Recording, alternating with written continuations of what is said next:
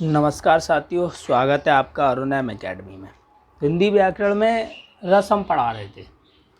तो कल मैंने रस बताया था, है ना, और रस के अंग भी बताए थे।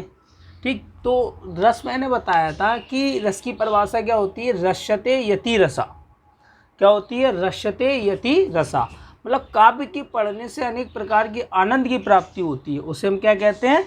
रस कहते हैं। उसमें हमने 4 भाग बताए थे।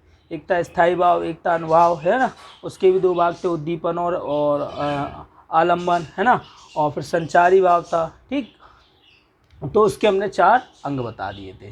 ठीक, आज कुछ रस के जो हमने बताए थे कि स्थायी भावों की संख्या कितनी थी, 11 या 9 बताई थी, लेकिन मुख्यतः कितनी है? 11। तो वो आज हम समझेंगे और उसमें से एक 11 ही बताएंगे। पूरे 11 में से उदाहरण पूछे जाते हैं कि ये पूछा जाता है ये कौन सा रस है। ठीक है, तो आज मैंने 2 लिए हैं, उसको देखो समझना है, और स्थायी भाव देखना है, ये भी पूछा जाता है। देखो, स्थायी भावों की संख्या मैंने बताई थी 11 होती है। कितनी होती है? 11 होती है। देखो कौन कौन से होते हैं स्थायी भाव। एक होता है श्रृंगार, एक होता है करुण, एक होता है शांत रस, एक होता है रौद्र रस, एक होता है वीर रस, एक होता है हास्य रस, एक भयानक, बीभत्स, अद्भुत, वात्सल और एक भक्ति। ठीक, तो इनके स्थायी भाव पूछे जाते हैं। ये भी 1-2 नंबर का आता है। देखो अच्छे से समझ लेना कि कैसे पूछा जाएगा। जैसे कि मान लो श्रृंगार लिखा है तो वो पूछ लेगा श्रृंगार का स्थायी भाव क्या है? रति। ठीक, करुण है, करुण का स्थायी भाव है शोक। शांत है, उसका स्थायी भाव ये बहुत पूछा जाता है। शांत का याद रखना, शांत का स्थायी भाव है निर्वेद। क्या है? निर्वेद। रौद्र का क्रोध, वीर का उत्साह, वीर भी बहुत पूछा जाता है। वीर का क्या है? उत्साह। हास्य का हास, हास्य लिखा है और हास हो जाएगा। भयानक का भय, क्या हो गया? भयानक का भय। बीभत्स का जुगुप्सा, ये भी बहुत पूछा जाता है। बीभत्स का क्या है? जुगुप्सा। अद्भुत का विस्मय होता है और आश्चर्य भी हो सकता है। क्या हो सकता है? विस्मय और आश्चर्य। ठीक, वात्सल्य का होता है वात्सल्यता, वात्सल्यता। भक्ति का होता है भगवत विषयक। ठीक, देख लो एक बार। श्रृंगार का क्या हो गया? रति। ये पूछेगा ये कौन क्या स्थायी भाव होगा, वो पूछ लेगा निम्नलिखित में से कौन सा स्थायी भाव का स्थायी भाव है। ठीक है, रस का कौन सा स्थायी भाव है, तो वो पूछ लेगा। करुण का क्या है? शोक। श्रृंगार का क्या है? रति। शांत का क्या है? निर्वेद। ये बहुत पूछा गया शांत का। ठीक है, निर्वेद याद रखना। रौद्र का क्रोध, क्या है? रौद्र का है क्रोध। वीर का उत्साह। हास्य का है हास्य। भयानक का भय। बीभत्स का जुगुप्सा, ये भी याद रखना। बीभत्स, बीभत्स का क्या है? जुगुप्सा। अद्भुत का है विस्मय या आश्चर्य। वात्सल का है वात्सलता। भक्ति का है भगवत विषयक।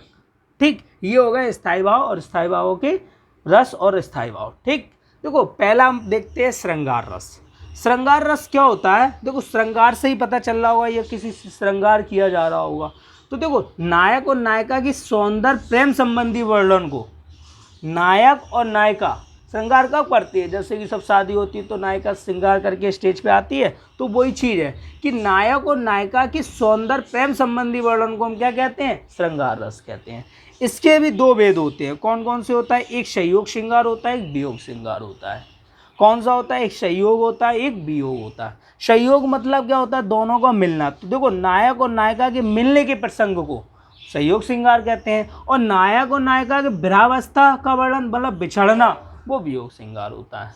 ठीक, संयोग नायक नायिका के मिलने के प्रसंग में, और वियोग होता है नायक नायिका के विरहावस्था का वर्णन। ठीक, तो वो हो गया क्या? वियोग श्रृंगार। तो देखो संयोग श्रृंगार का उदाहरण है बतरस लालच लाल की मुरली धरी लुकाए और सो करे बहुनु हंसे देन कहे नटी जाए। तो वो उदाहरण दे देगा, पूछ लेगा ये कौन सा रस है। ठीक है, तो याद रखना। तो बतरस लालच लाल की मुरली धरी लुकाए सोह करे बहुवनु हंसे देन कहे नटी जाए। तो ये हो गया संयोग श्रृंगार। वियोग श्रृंगार क्या है? मैंने बताया नायक और नायिका की विरहावस्था का वर्णन किया जाता है। किसका वर्णन किया जाता है? विरहावस्था मतलब बिछड़ने का वर्णन किया जाता है। जैसे लिखा रे मन आज परीक्षा तेरी, रे मन आज परीक्षा तेरी, सब अपना सौभाग्य मनावे, दरस परस निश्रेयस पावे, दरस परस निश्रेयस पावे, उद्धारक चाहे तो आवे, यहीं रहे तो आवे। एक बार फिर से देख लो। रेमन आज परीक्षा तेरी, सब अपना सौभाग्य मनावे, दरस परस निश्रेयस पावे, उद्धारक चाहे तो आवे, यही रहे तो आवे। ठीक, तो ये हो गया वियोग श्रृंगार।